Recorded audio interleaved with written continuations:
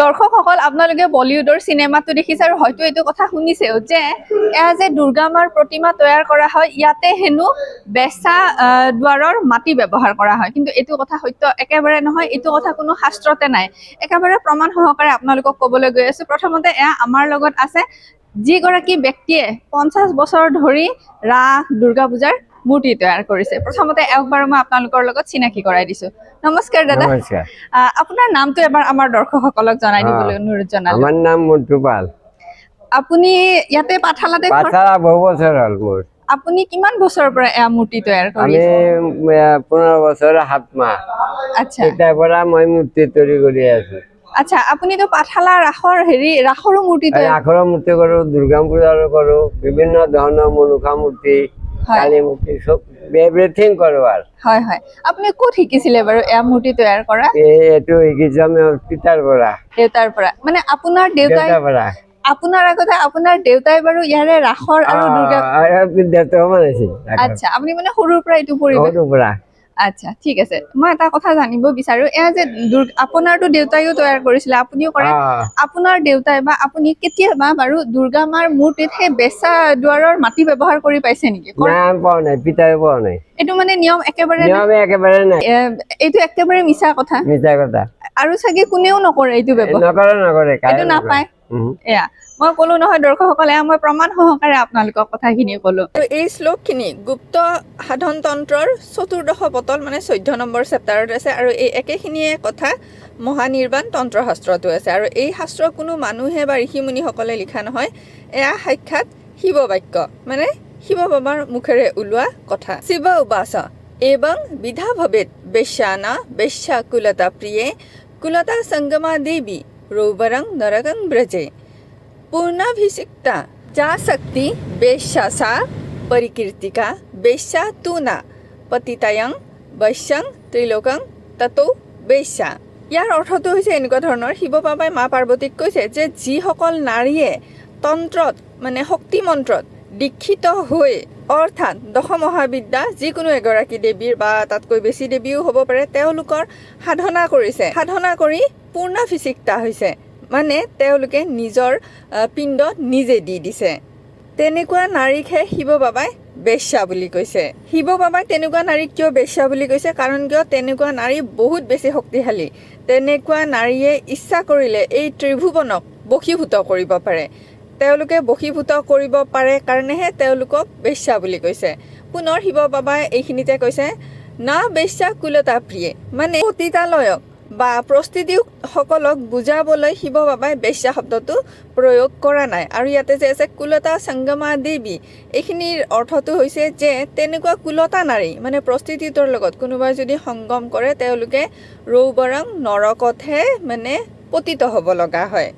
আকৌ এই শ্লোকখিনিতে আছে, তলৰ শ্লোকখিনিলৈ মন কৰিব দৰ্শকসকল। পুনৰ শিৱ বাবাই মা পাৰ্বতীক কৈছে বেশ্যা না বেশ্যা কুলতা প্ৰিয়ে, মানে পুনৰ কৈছে, মানে সেই প্ৰস্তিতিসকলক বা পতিতালয়ক বুজাবলৈ শিৱ বাবাই বেশ্যা শব্দটো প্ৰয়োগ কৰা নাই।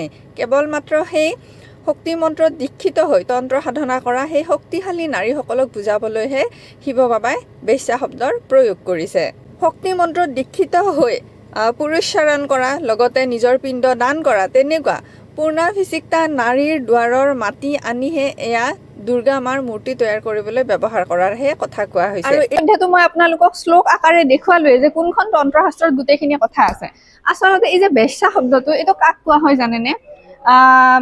তন্ত্ৰত যিসকল নাৰীয়ে দীক্ষা লয় এটা সময়ত তন্ত্ৰটো আছে নহয় পৰ্যায়ক্ৰমে, যেনেকে প্ৰথমতে শাক্তা অভিষেক হয়, তাৰপিছত পূৰ্ণা অভিষেক হয়। সেই পূৰ্ণা অভিষেক হোৱা তেনেকুৱা নাৰীকে শাস্ত্ৰত বেশ্যা বুলি কোৱা হৈছে। আচলতে তেনেকুৱা নাৰীৰ দুৱাৰৰ মাটিহে আনাৰ কথা কোৱা হৈছে, কিন্তু শাস্ত্ৰগত ভুল ব্যাখ্যাৰ কাৰণে এই কথাটো বহুতে ভুলকৈ ভাবে। আৰু তন্ত্ৰৰ দীক্ষিত হিচাপে এয়া মোৰো দায়িত্ব সঁচা কথাটো সকলোকে কোৱাৰ। যোৱা বছৰো এটা ভিডিঅ' দিছিলো, কাৰণ কিয় দুৰ্গা পূজা অহাৰ লগে লগে এই ক্ষেত্ৰত বহুত বিতৰ্ক হয় যে কিয় ব্যৱহাৰ কৰে, কি কৰে। আচলতে সেয়া বেশ্যা, পতিতালয়ৰ মাটি আনাই নহয়, কোনো শাস্ত্ৰতে লিখা নাই। এতিয়া মই এখেতৰ পৰা জানিব বিচাৰিম, আপোনালোকে যে এয়া দুৰ্গা মাৰ মূৰ্তি তৈয়াৰ কৰে, মাটি ইত্যাদি ক'ৰ পৰা আনে বা কি কেনেকৈ তৈয়াৰ কৰে? আমি এইটো আগতে গুৱাহাটীৰ পৰা আনিছো, এতিয়া বৰ্তমানে আমাৰ দুমুৰীয়াৰ পৰাই পাওঁ। আচ্ছা গাঁতা খুন্দি ইয়াৰ তাতে পাওঁ। কিবা বিশেষ ধৰণৰ মাটি তৈয়াৰ বিশেষ ধৰণৰ মানে পাঠা দিব লাগে আহ আৰু গোবৰ দিব লাগে, এইবিলাক দি মাটিটো তৈয়াৰ কৰিব লাগে। আচ্ছা আচ্ছা আৰু এয়া যে হেৰি মূৰ্তি ধৰক তৈয়াৰ কৰে, মূৰ্তি তৈয়াৰ কৰাৰ আগতে কিবা বিশেষ নিয়ম থাকে নেকি? নিয়ম নাই, মই পূজা কৰি লওঁ, চবখন জালচা কৰি লওঁ। সেইটোৱে সুধিছো, মানে পূজা কৰি লয়। কেনেকুৱা কি পূজা কৰে বাৰু? পূজা মানে যে ধৰক ঠগি এটা দিলো, দি মই মানে দেৱী তাতে প্ৰাৰ্থনা কৰি তাৰপিছত কামটো আৰম্ভ কৰো। আমি ভৰি দিম নহয়, গতিকে আমাৰ দায় দোষ নধৰে। আৰু এয়া মাৰ মূৰ্তি তৈয়াৰ কৰিবলৈ কিমান সময় লাগে, মানে কিমান মাহ? সময় লাগে, কিন্তু এটা মূৰ্তি তৈয়াৰ কৰি 1 মাহ লাগে। 1 মাহ লাগে? দুৰ্গা মূৰ্তি ডাঙৰ, সৰু বিলাক কম লাগে। আচ্ছা আচ্ছা। আৰু এয়া যে ধৰক আপোনালোকে কৰিছে, এইখিনি কেইগৰাকীমান কাৰিকৰ আছে? মানে কাৰিকৰ আমাৰ 6 গৰাকী। 6 গৰাকী। তাৰ দেউতাই আপোনাক শিকাইছিলে, আপুনি আপোনাৰ ল'ৰা শিকাইছে, খুব সুন্দৰ কথা। আৰু আপুনি কিমান বছৰ ধৰি এয়া পাঠশালা দুৰ্গা পূজাৰ লগত জড়িত, ৰাসৰ লগত জড়িত? এইবাৰ 50 বছৰ। 50 বছৰ এইবাৰ। আচ্ছা, আৰু আপোনাৰ দেউতাইও? দেউতা বেছি বছৰ কৰা নাই, 7 বছৰ মান কৰি আৰু ঢুকালে। দেউতাইও ইয়াৰে পাঠশালা ৰাসৰ কৰিছে। আৰু হেৰি ৰাসৰ যে মূৰ্তিসমূহ তৈয়াৰ কৰে, সেয়া কিমান দিন মান আগৰ পৰা, মানে ৰাসৰ কেইমাহ? 15 দিন আগৰ পৰা। ৰাসৰ 15 দিন আগৰ পৰা তৈয়াৰ কৰে? হৈ যায় 15 দিন? 15 জন মানুহ থাকে। 15 জন মানুহ থাকে। এতিয়া ধৰক আপুনি আপোনাৰ দেউতাৰ পৰা শিকিলে, আপুনি ল'ৰাকো শিকাইছে, এই শিল্পকৰ্মটোতো জীয়াই থাকিব লাগিব। জীয়াই থাকিব। এতিয়া আপোনাৰ পিছত আৰু মানে কোন আছে এনেকুৱা কৰিব পৰা? আৰু কোনোবা আছে? আছে, আমাৰ ভাতিজা আছে। আচ্ছা, আৰু এই ক্ষেত্ৰত যিহেতু এইটো এটা শিল্পকৰ্ম, মই আমাৰ দৰ্শকসকলকো অনুৰোধ জনালো, আমাৰ অসম চৰকাৰকো অনুৰোধ জনালো, মানে আপোনালোকক চৰকাৰৰ পৰা কিবা সা সুবিধা দিয়া হৈছে নেকি? যোৱাবাৰ এককালীন 50,000 দিছে মোক। আচ্ছা, এইবাৰ বা কি কৰে? তাকে মই আমাৰ অসম চৰকাৰক অনুৰোধ জনালো, যিহেতু এওঁলোক শিল্পী আৰু ইমান সুন্দৰ এটা শিল্পকৰ্ম কৰি আছে, গতিকে এওঁলোকক কি কৰিলেনো সুবিধা হয়, নিশ্চয় আমাৰ চৰকাৰেতো ভালকৈয়ে জানিব। তাকে মই অনুৰোধ জনালো, আৰু আপোনাকো বহুত বহুত ধন্যবাদ ইমান সুন্দৰকে আমাৰ দৰ্শকসকলক তথ্যখিনি দিয়াৰ বাবে। বহুত বহুত ভাল লাগিলে। আৰু এয়া দৰ্শকসকল, পাঠশালাৰ ৰাস প্ৰাংগণ, মানে যি ঠাইত ৰাস হয় সেই ঠাইতে দুৰ্গা পূজাও হয়, আৰু এয়া তাৰেই দুৰ্গা পূজাৰ মূৰ্তিসমূহ তৈয়াৰ কৰি থকা হৈছে। বেছি কাম নাই আৰু হ'বই, মাজত মাত্ৰ এটা দিনহে আছে, পৰহি অৰ্থাৎ 28 তাৰিখে ষষ্ঠী। এয়া আমাৰ চুলি ন? এয়া কিহেৰে তৈয়াৰ কৰে? মেটকা। তাৰপিছত ৰং দি দিয়ে ন? আচ্ছা আচ্ছা, এইবিলাক মেটকা। আৰু এয়া পূজাৰ পেণ্ডেল ইত্যাদি খুব সুন্দৰকৈ সজাই থকা হৈছে। মই ঠাইখিনি পুনৰ কৈ দিছোঁ, এয়া হৈছে পাঠশালাৰ ৰাস প্ৰাংগণ, ইয়াতে ৰাসো হয়, দুৰ্গা পূজাও হয়। ঠিক আছে দিয়ক বাৰু দৰ্শকসকল, যিমানখিনি পাৰিলো আপোনালোকক কথাখিনি মই বুজাই ক'বলৈ চেষ্টা কৰিলোঁ, আৰু আশা ৰাখিলোঁ এই ভিডিঅ'টো আপোনালোকে যিমান পাৰে সিমান শ্বেয়াৰ কৰিব। এনেই মই মোৰ ভিডিঅ' কোনো শ্বেয়াৰ কৰিব নকওঁ, কিন্তু এটা যিটো মিছা অপবাদ আছে সেইটো যাতে খণ্ডন হয়, সকলোৱে কথাখিনি বুজি পায়, সেয়াই মই আপোনালোকলৈ অনুৰোধ জনালোঁ।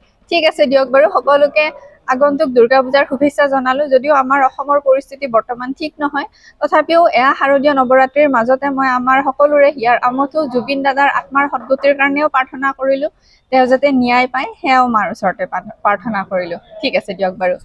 জয় মা দুৰ্গা, জয় মা কামাখ্যা, ওম নমঃ শিৱায়।